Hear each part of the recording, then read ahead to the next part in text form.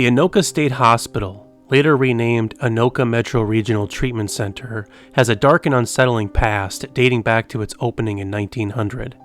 Originally built to house patients transferred from overcrowded mental asylums across Minnesota, the facility quickly became known for its strict and at times controversial treatment methods. During the early 1900s to the mid-20th century, mental health treatment was far from humane. Many of the patients admitted to Anoka weren't just mentally ill. Some were placed there due to misunderstood conditions, disabilities, or even behaviors deemed socially unacceptable at the time.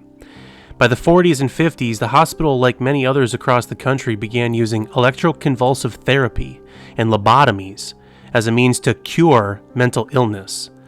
Electroshock therapy, while still used in modern medicine under strict guidelines, was awful and brutal back then. Administered without proper anesthesia, often leaving patients in severe pain and distress. Lobotomies, on the other hand, were one of the most disturbing procedures performed at the hospital. Surgeons would sever connections to the brain's frontal lobe, often turning patients into hollow shells of their former selves. Many suffered permanent brain damage, and some never recovered. There are even stories of patients who died due to complications, but were simply recorded as natural deaths. The underground tunnels connecting the hospital's buildings became infamous among staff and patients alike. While originally meant for transporting food and supplies, they were often used to move patients discreetly, some restrained, others already lifeless. The eerie silence and dimly lit passageways only added to the unsettling atmosphere of the hospital. So how is it haunted? Well, with so much suffering and death tied to its past, it's no surprise that Anoka State Hospital has been labeled as one of the most haunted locations in Minnesota. Former employees, visitors, and even some patients have reported chilling encounters throughout the old building and tunnels.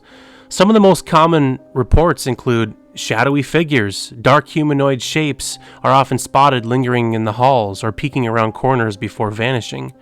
Disembodied voices, whispers, laughter, and even blood-curdling screams have been heard echoing throughout the empty buildings. Cold spots and phantom touches. Some have felt an icy chill rush over them, while others have described feeling unseen hands brushing against their skin, doors opening and closing on their own. Heavy doors that require effort to move have been slamming shut as if an unseen force was walking the halls. Many believe the spirits of the hospital are those of former patients.